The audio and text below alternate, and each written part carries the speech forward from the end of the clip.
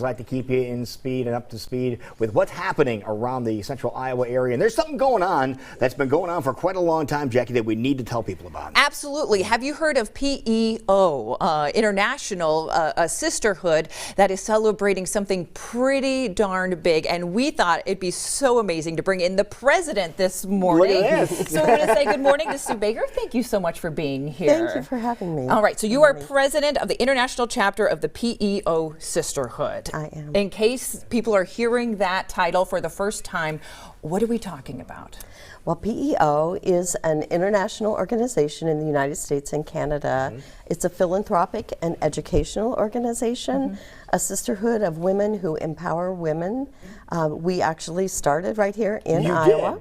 In Mount Pleasant in 1869, January 21st. Wow. So we're real close to that 150th anniversary. Which is unbelievable. So let's talk a little bit about the history of this, because we love talking about things that are connected to our great state of Iowa. And as you mentioned, it was started right here. It was.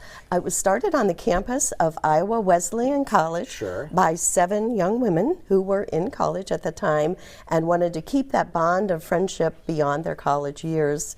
So when they graduated, they took it into the community. It became community organizations. All right. And now we have over 6,000 local chapters across the country.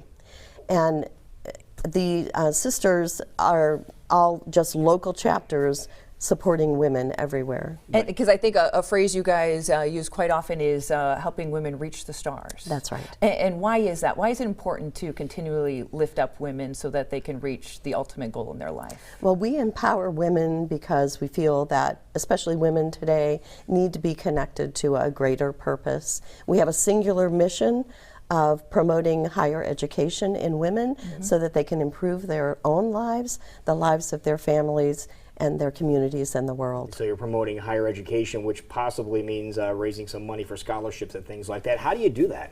Well, we have all of our local chapters have fundraisers, sometimes small, sometimes bigger. They sell plants and nuts. They have bake sales, garage sales, craft auctions. So cumulatively, all of these chapters put their money together, and we have loans, grants, scholarships, and we also own a women's college in Nevada, Missouri. Oh, really? Yes. How about that? Unbelievable. And I know we have some images of some recipients of the scholarships that you are talking about. And a couple of those ladies are from right here in our great state of Iowa. So just kind of going through some lovely ladies. You have the STAR Scholarship, and this lovely lady is enrolled at the University of Iowa College of Law. Go Chandler, lovely lady there. Cindy, who is from Norwalk, Iowa. She's part of the P.E.O program for continuing education.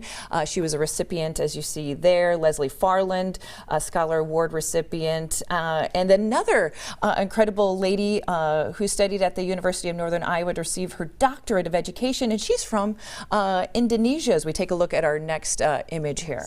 Unbelievable. So really touching women from all over. Around the world. Around the world. One of our programs, and I actually had the honor of hearing her speak at the Iowa convention in June, and she is from Indonesia, and we have a scholarship for international women so that they, with the promise they will return home to use their education to support women in their own country and to bring world peace. We foster peace through education. Wow. Unbelievable. An amazing organization. So let's talk about the local chapters that we have here in Iowa and how, if women out here are hearing about this, they want to be a part of it. Okay. There are actually over 300 local chapters in Iowa. In Iowa? In Iowa. Wow. And so if you want to know more about P.E.O, we do have a website, PEOinternational.org. And you can learn more about our organization. There's a link on there to find out more and to send your information in.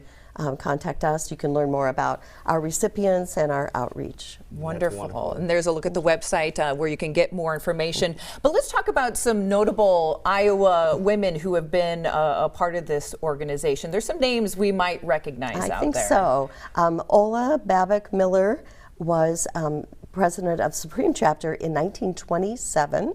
She went on to become the Secretary of State for Iowa. She was elected in 1932, re-elected 2 more times. Nice. And she also founded the Iowa State Patrol. Oh, really? Okay. That's kind of a big thing. That's where that name sounded familiar. You mentioned that name, and we couldn't put 2 and 2 together. There's a building named after her. Got it, downtown. okay. Yes. The mother of 4-H is from here. The Abraham Lincoln's 2 granddaughters were P.E.Os from Iowa. The first female senator, Joni Ernst, is a P.E.O., and your current governor, Kim Reynolds, is a P.E.O., and of course Sarah Pratt, who is the Iowa State Fair butter sculptor. Yep. We are proud to claim her as I got to hang out with her in her cooler this past summer, and she is an absolute delight. But she is a part of this organization as well. She is a part of this organization. What does it feel like for you to be the president of everything that is happening with being a part of an incredible group of women like that, but then helping the future generations as well? Well, actually, I'm very humbled and honored to be in this position as we celebrate our sesquicentennial. Right. Because we are ramping up, and since we were founded here in Iowa, we are having our convention here in September, Convention of International Chapter, and expecting 4,000 to 5,000 P.E.Os to come back home to Iowa. So the theme is to welcome them home. I have no doubt the P.E.O. will continue strong for another 150 years because our mission is singular, we are very focused, and we have very selfless and committed members. How long have you been involved? I've been a P.E.O. for 40 years. 40 years? 40 what years. first drew you into it? Well, I was working with a lady, I'm a nurse, and I was at the hospital, and a lady who I had become acquainted with just started talking to me about an organization that she belonged to. My mother-in-law was a member as well, but she's not the one who actually brought me in. I did not come from a family of P.E.Os. However, now I have 3 daughters who are P.E.Os, and my mother and my sister have become, so I've spread it up and down in my lineage. Nice. Unbelievable. And you mentioned the next 150 years. Yes. Do you have some ideas of what that has in store for P.E.O.? Well, I think that educating women is still going to be our main purpose. We support each other, but we help women to attain their highest aspirations, and that is not going to go away. Absolutely. I think it's something that we're going to be. What a great organization. Now, if people want to get more information about your organization, what's the easiest way? I think probably through our website. Yeah. There you go, and that's PEOinternational.org, as you're seeing there on the screen. Get more details and realize we are going to have thousands of incredible women coming back to Iowa, you said in September. In September. As we are honoring 150 years going strong. Exactly. Wonderful. You're going to have to come visit us again. I was going to say, I would love to. Stop by and say hello I would once love again, to. and bring some of these incredible women with you, because we Okay. would love to say hello. And we love saying hello to you this morning, and thank you for sharing the wonderful